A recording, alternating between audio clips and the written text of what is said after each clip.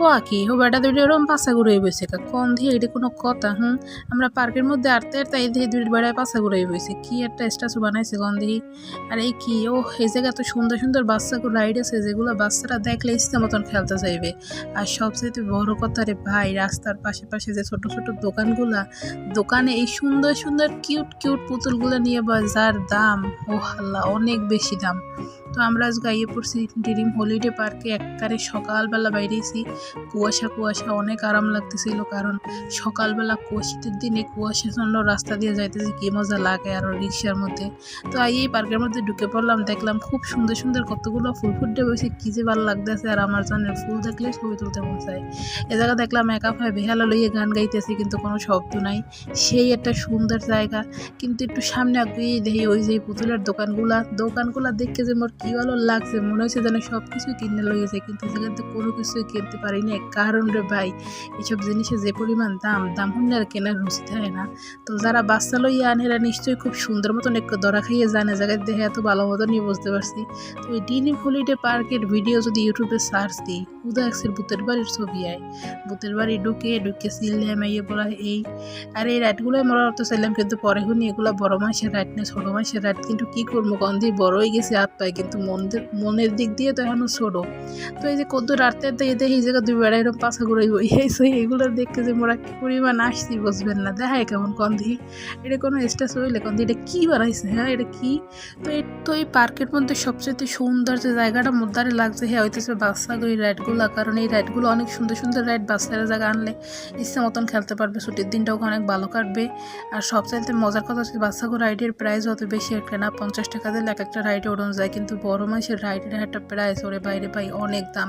আর তাছাড়া আমরা যে সময় গিয়েছি এই সময় দেখি বড় মাসের অনেকগুলো রাইডই বন্ধ আছিল, তো কি আর করার, কিছুই করার নাই। আর আমরা গেছি একেবারে ঘন শীত যারে কয় আর কি, ইস্তা মতন শীত, তো মানুষ বেশি একটা আসলে না, পুরা পার্কই ফাঁকা আসলে মোটামুটি। তো এই ট্রেনটা অনেক সুন্দর, এই ট্রেনটা যখন চলে এই ডাইনোসরটা মানে খ্যাক খ্যাক করে, সেই একটা সুন্দর জায়গা। তো এই জায়গা দেখলাম কতগুলো আফারা বাচ্চা করে রাইডের মধ্যে একটা গাড়ি আছে, এই গাড়ির মধ্যে উঠে দোল খাইতে আছে। আমরা দেখলাম আগে আমাকে এটার মধ্যে উঠতে মন চায় না, কারণ এর সাথে অনেক সুন্দর সুন্দর রাইড আছে। তো আমরা এই রাইডগুলো উঠতে কেড়ায় উঠি নাই, কিন্তু আফারা ওর সাইডে একটু দেখলাম ভালো মতন পর্যবেক্ষণ করে, একা ভাই আবার ভয়ও পাইছে ইস্তা মতন। তো দেখতে থাকেন। তো ওই একটা রাইডের জন্য 50 টাকা লাগতো জন প্রতি। তো একে গুল্লানটি মারা করতাম দেখে আমরা চললেই পড়লাম নিচে, কিন্তু এ জায়গায় দেখি ওয়াল্লা এত সুন্দর পানির নিচে টানেল। তো এই টানেলটা না মাটির নিচে টানেল, এই টানেলটা অনেক সুন্দর, উপরে কিন্তু আবার নদী আছে। তো এই এক আফারে দেখলাম সুন্দর মতন মুখ গুমরা করে বই আছে, বুঝলাম না আফারকে শেখা দিয়ে চলে গেছে প্রেমিকা। কিন্তু এই লেকটা অনেক সুন্দর, কিন্তু লেকের ভিতরে অনেক পলিথিন ময়লা ফালানো।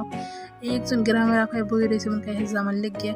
আর এই যে বসালাম না, এই নিচ দিয়েই কিন্তু আমরা গেছি। এই যে স্নেক প্লান্ট, এগুলো অনেক সুন্দর গাছ আমারও আছে। আর এই জায়গায় দেখলাম ময়ূরী খুব সুন্দর করে ড্রিম হলিডে পার্ক লেখা, আমার দ্বারা খুবই ভালো লাগতেছিল। তো আমরা কতক্ষণ ঘুরলাম ফিরলাম। আর এই জায়গায় অনেক সুন্দর সুন্দর জায়গা আছে বড় জন্য, কিন্তু কত দূরে দেখি ওয়াল্লাহ একে ডায়াদি ময়ূরিয়া খায়, আর ময়ূরিয়া ফার জামাই। এই ময়ূরিয়া ফার ছবি তুলবো দেখে ময়ূরিয়াফার পিছন পিছন দৌড়াইতেছি, কারণ খুব সুন্দর করে বেখম মিললে বই আছে। কিন্তু আমি যেই সামনে যাই সুন্দর করে পাথাকে ঘুরে দেয়, এটা কোনো কথা? তোর একটু ভিডিও করবো এই জন্য কি তোর এত দিমাগ বাড়িয়ে গেছে বুঝলাম না, যেই সামনে যাই সুন্দর করে পাথাকে ঘুরে দেয়, মানে এই ভিডিও করতেই দেবে না কন দিয়ে, এটা কোনো কথা? আর এই প্রথম আমি দেখলাম সাদা ময়ূর, অনেক ভালো লাগছে। মোরা আগে আরও একবার আইসালাম, এই সময় ময়ূরটিও কিছু আসলে না।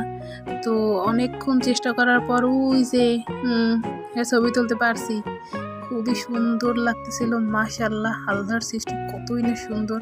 হয়তো এই জায়গাটা কিন্তু অনেক বেশি সুন্দর। এই জায়গায় সুন্দর একটা রাইড আছে, আপনারা স্পিরিট বোর্ডে করে এই এলাকাটা পুরা গুল্লা দিয়ে দেখাইবে, এই দ্বীপটা এই লেকটা সম্পূর্ণটা ঘুরাইবে, কিন্তু আমরা উঠি নাই, কারণ উঠে কোনো লাভ নেই, আরও শীতের দিন আসলে ঠান্ডা লাগবে। তো এই দেখলাম কলার আসন, যারা কলার আসনে বসতেছেন চলে যেতে পারেন খুব সুন্দর করে।